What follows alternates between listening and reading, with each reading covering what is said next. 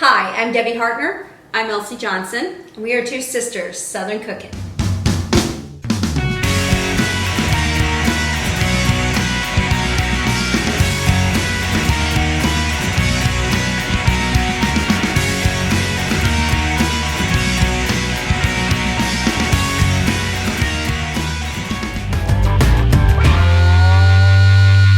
Hey y'all, we're going to make homemade pasta now.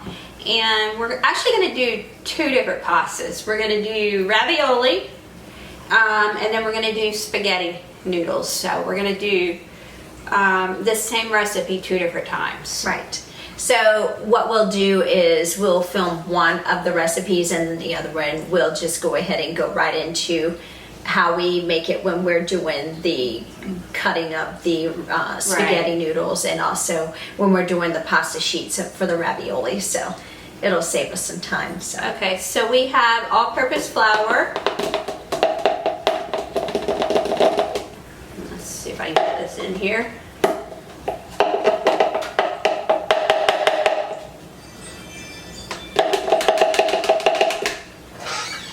Alright, and we have semolina flour.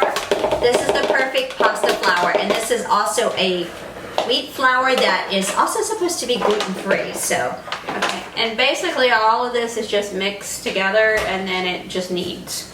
So we have water, salt, Olive oil, and eggs. And that's it.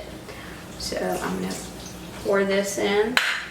And I did scramble the eggs up because we needed to make sure they weren't whole, because the dough hook will not chop them up. Right. So that's why you need to do this step. Yep. That's the only reason. All right, we're gonna go ahead and start mixing. Hey y'all, so we are done with our pasta. So this is the second stage we're gonna do.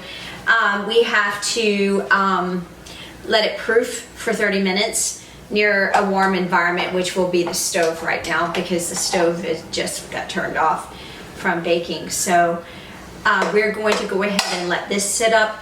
So it's kind of amazing to watch this because this is very grainy. It's not very smooth like regular flour. Right.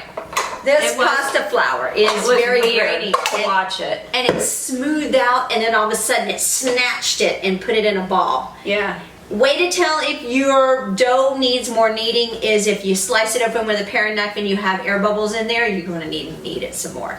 So we had a couple times that we had to end up doing that. Right. So we're going to go ahead and get this in here and let it cover it up and let it proof for another 30 minutes, and then we're going to come back with the device.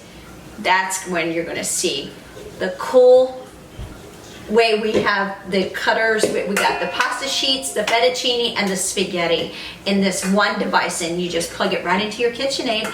And what it does is that KitchenAid, because it turns it rotates, it just rolls that right through, and it's gonna be good, y'all. We'll be right back.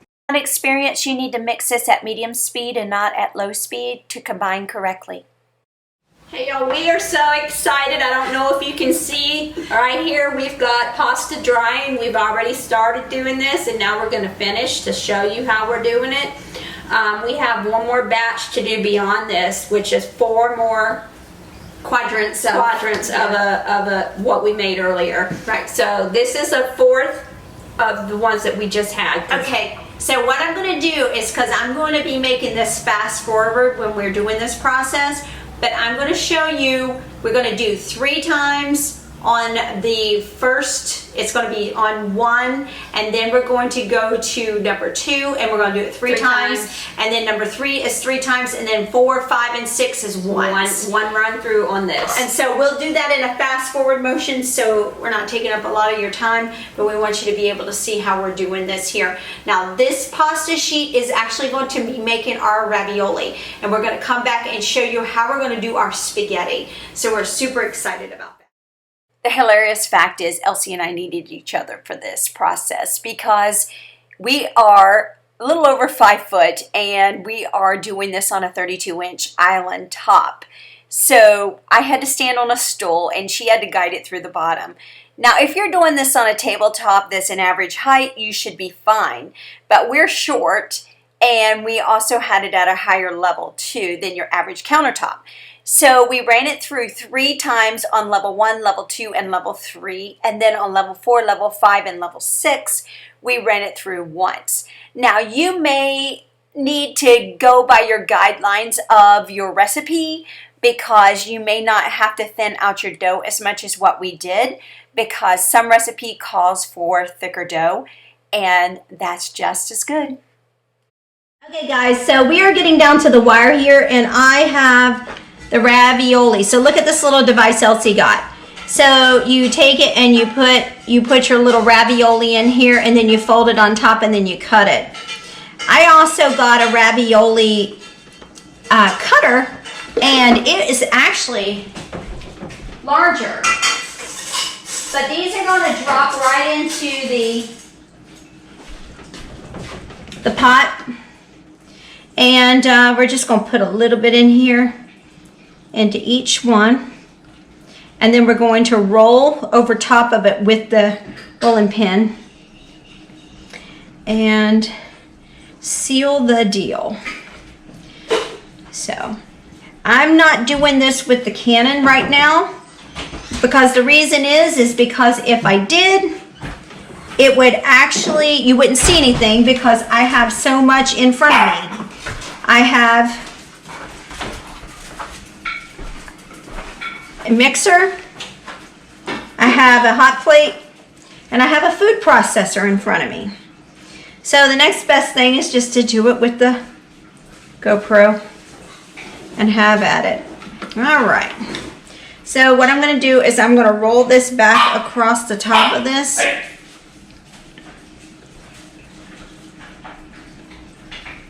There we go. All right. Take this.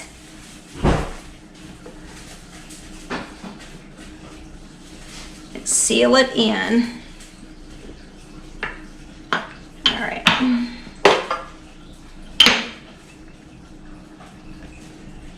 There you go.